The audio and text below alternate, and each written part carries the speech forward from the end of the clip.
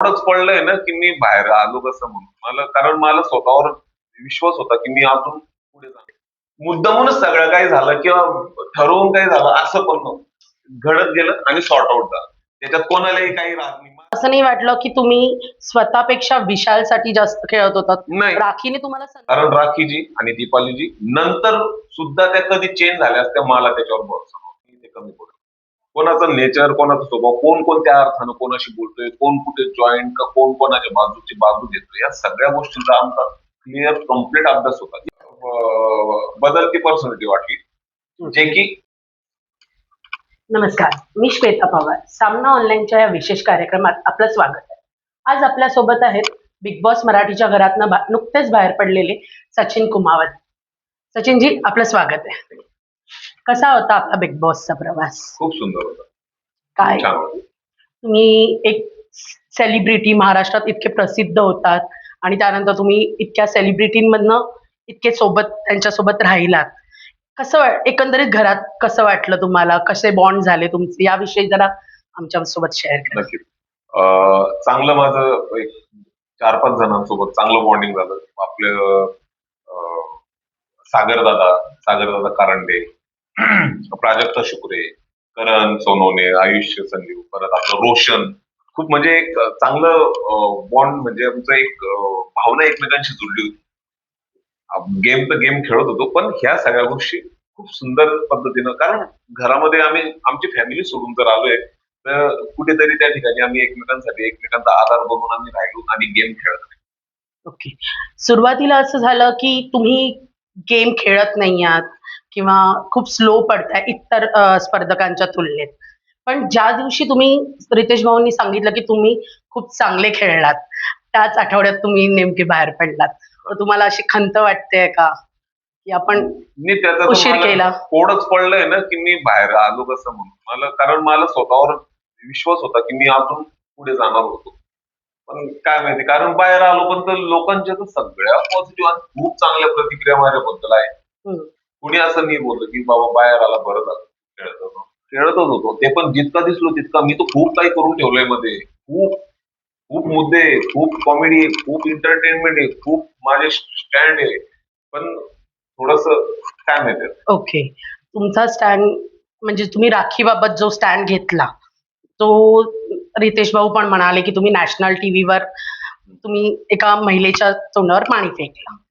तुम्हाला असं काय एवढा का राग आला होता तुम्हाला, की तुम्ही असा स्टँड घेतला? प्राजक्ताच्या अंगावर जे पीठ फेकलं, तोंडावर जे पीठ फेकलं, ते मला अपेक्षित नव्हतं की ते तसं होईल. ऍक्च्युली राखी जे आणि आमचं काहीतरी असं कॉमेडी चालू होतं, की तुम्ही करा काहीतरी, आपण हे करू, आपण ते करू, कॉन्टिन्यू. म्हणजे त्यांचा आहे ना, राखीजींचा स्वभाव असा शांत नाहीये.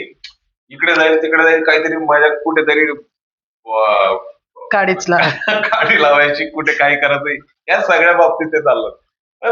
मला आता प्राजक्ताचा स्वभाव कसा शांत, आणि मी तिच्यासाठी आणि ती माझ्यासाठी घरामध्ये एक म्हणजे नाही का, आमचं एक चांगलं बहीण भावाचं बॉन्डिंग. मला ते थोडंसं वाईट वाटलं. मी पाणी फेकलं. नंतर मला प्राजक्ता बोलली, की ती मला बोलली होती असं करणार आहे म्हणून. म्हटलं मग सांगितलं पाहिजे ना. ती तर मला पण सांगून गेली, की मी असं करणार आहे. पण राखी मला नंतर बोलली, अरे ह्या गोष्टी केल्या काय त्याच्यामध्ये, काय म्हणजे तिला पण ते सॉर्ट आउट होऊन गेला तो विषय. पण भाऊंच्या धक्क्यावर तो थोडस ते क्लिअरिटी भेटली नाही. मग भाऊंना त्या गोष्टीचं कळलंच नाही. अरे मग मग तुम्ही असं का करू शकता, मग ते असं तो विषयाला वळण मिळालं. पण नंतर ती क्लिअरिटी झाली आणि तो विषय सुटला. इथे तुम्हाला असं नाही वाटलं का, की प्राजक्ताने हे तुम्हाला थोडं आधी सांगितलं असतं, तर ती जी इमेज थोडासा तडा गेला. तुम्ही इतके छान खेळलात, महिलांसोबत सगळे खूप रिस्पेक्टफुली वागलात. ते प्राजक्ताने आधी सांगितलं असतं तर तुमचं थोडा गेम चांगला मला झाला असता. विषय काय आहे, याच्या पहिले राखीजी माझ्यासोबत खूप काही गाणे हं.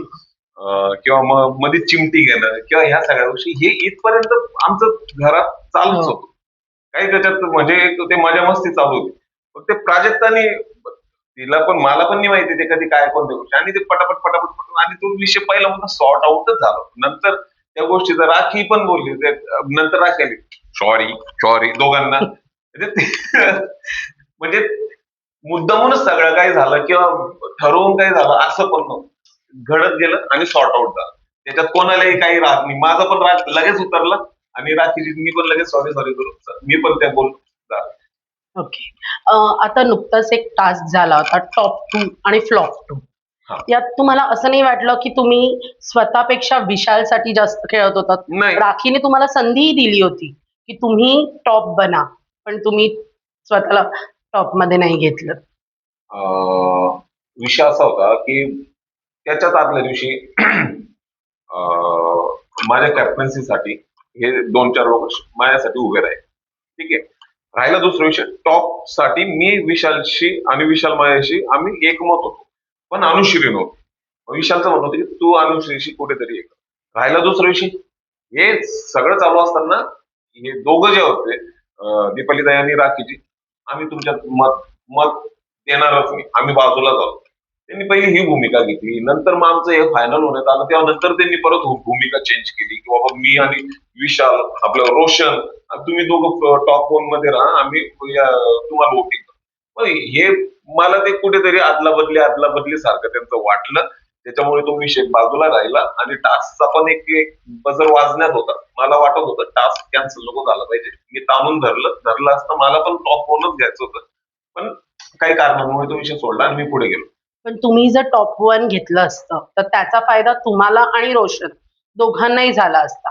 आज तुमचे दोघांचेही बाहेर खूप फॅन फॉलोईंग मोठी आहे तुमची.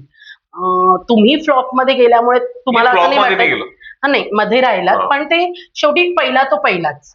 बरोबर. मग असं नाही वाटत का आपण फॅन्स सोबत थोडं फॅन्सला आपण माझा माझा क्लिअर मुद्दा होता क्लिअर की आतापर्यंत खूप टास्क कॅन्सल झाले ह्याच चढाओढीमुळे एकमत न होण्यामुळे काही प्रॉपर्टीज तुटल्यामुळे अशा बऱ्याच गोष्टी झाल्या आणि मी जर त्या ठिकाणी त्या टास्क पुरता जर टॉपचा विषय थोडासा कुठेतरी मिडलला येतोय तर मला वाटलं की बाबा टास्क कम्प्लीट करून घ्यावा त्याला.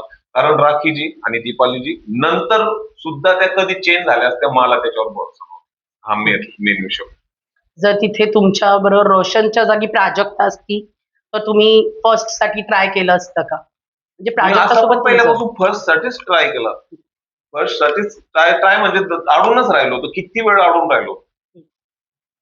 मी असं नाही की मी नंतर मी पण एक नंबर असं म्हणून मी पहिल्यापासूनच अडून राहिलो.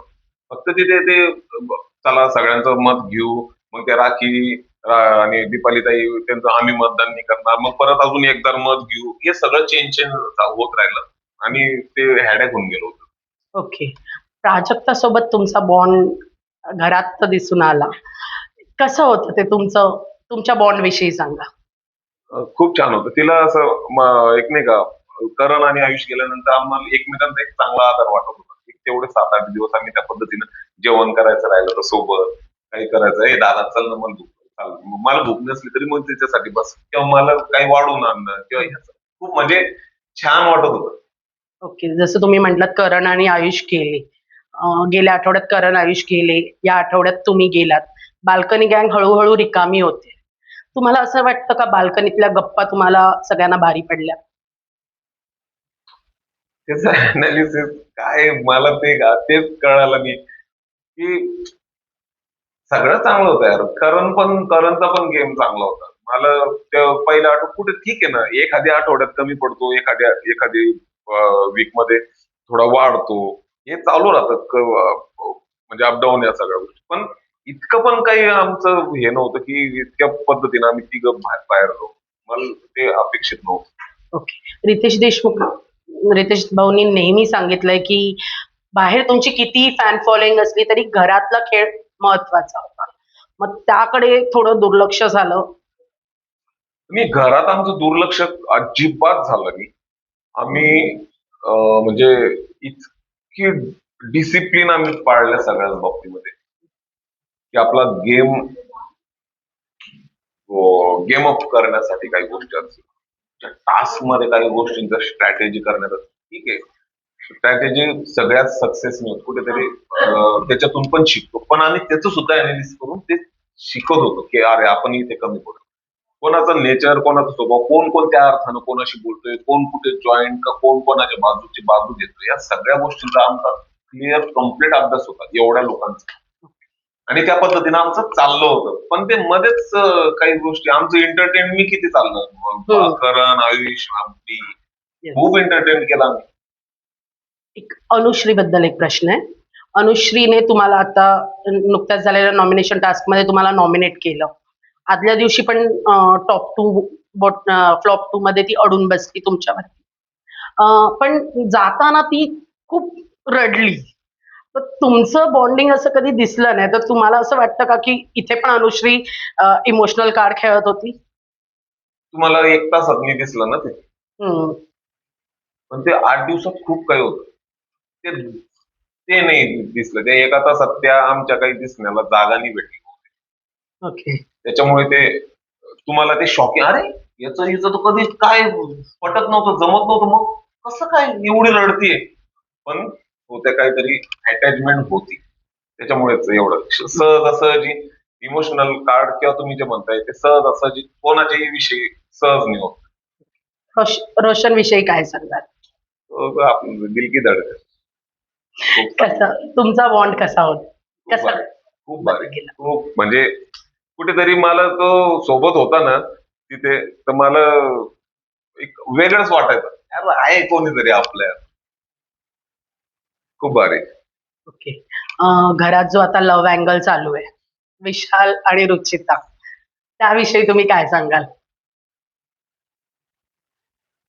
अं, प्रेमाने राहा, अजून प्रेमाने वागा, प्रेमाने राहा, वाढवा. ओके. बाकी तुम्हाला कोण वाटतं कोण टॉप 5 असेल? प्राजक्त, रोशन आणि सागर. सागर हे बाकीचे तर टॉप 3. बाकी आता बाकीच्यांचा गेम कसा होतो. ओके. कोण जिंकावं असं वाटतं? प्राजक्त किंवा आपलं रोशन वगैरे जिंकावं, कारण रोशन सोबत पण बरेच आहे त्याच्यामध्ये पोटेन्शियल, आणि प्राजक्ता तर हुशारच. ओके. आणि कोण जिंकू नये असं वाटतं? मी कोणी जिंकू नये हा विचार करण्यापेक्षा कोण जिंकावं हे महत्वाचं आहे. म्हणजे बाकीचं समजून घ्या तुम्ही की हे सगळे बाजूला असतील. ओके. आता अजून एक प्रश्न. राकेश बापट हा, हा. या पर्सनॅलिटी विषयी काही तुम्हाला ते, कसं वाटतं? बदलती पर्सनॅलिटी वाटली, जे की त्यांची नाहीये तशी, पण ते का करतायत असं मला नाही माहित. ओके. बदलती म्हणजे नक्की काय? म्हणजे कसं? पहिले नाही मला हे चालत नाही, किंवा मग मी असं आहे मला अजिबात हे होत. पण नंतर मग तुम्ही ज्या ज्या मुलींनी तुमची खूप पद्धतीनं वेगळ्या पद्धतीनं तुमच्याशी भांडण झालं, नंतर सगळं परत तुम्ही बरोबर मॅच झाले, नंतर ज्या गोष्टी तुम्हाला आवडत नव्हत्या, टास्क रद्द करणं, त्या गोष्टी तुम्ही करायला लागले. तुम्ही काही न काय वेण्या कापायला लागले, तुम्ही ते कुठे काही गाजर. तोडफोड करायला लागले. त्या आयुष्याच्या गळ्यात त्यांचा फोटो होता, नॉमिनेशन केलं नको पाहिजे म्हणून त्यांनी ते तोडून टाकलं. आणि सुरुवातीला त्यांनी मला हे आवडत नाही असं. ओके. एक शेवटचा प्रश्न. आता नुकतंच जे इमोशनल एक टास्क झाला होता, ज्याच्यात तुम्हाला फोन करायचा होता. तुम्ही तुमच्या ताईला फोन केला होता. तुमच्या गळ्यात देखील लॉकेट ताईचं आहे. ताईविषयी थोडं आमच्या प्रेक्षकांना सांगा. काय? म्हणजे मी लहान होतो तर तेव्हा जवळपास माझं सगळंच ती करत होती. इथून तिथून अंघोळीपासून, जेवणापासून, सगळं सगळं सगळं. आणि मी तिच्या अंगावरच होतो जास्त. की तिचं लग्न झालं, मला खूप खूप रिअरली आठवतं काही काही गोष्टी, की मी इतका रडलो होतो की जेवढं ओराड होतं ते फक्त मला पाहून रडत होतो. की किती येतात जीव हिच्यामध्ये असं. आणि पर्सनॅलिटी सेम तुमच्यासारखीच होती. म्हणजे फोटोवरून दिसत असेल. खूप चांगलं तिचं मन, खूप म्हणजे जीव लावणारी, माझ्यात तर खूप तिचं वेगळं होतं आमचं नातं, खूप वेगळं होतं. आणि माझ्यासाठी खूप ते म्हणजे माझ्या लाईफमध्ये ते दुःख कधी मी विसरू नाही शकत, किंवा तिची कमी कुठे भरून पण नाही. आणि तुम्हाला तुमच्या पुढच्या वाटचालीसाठी शुभेच्छा.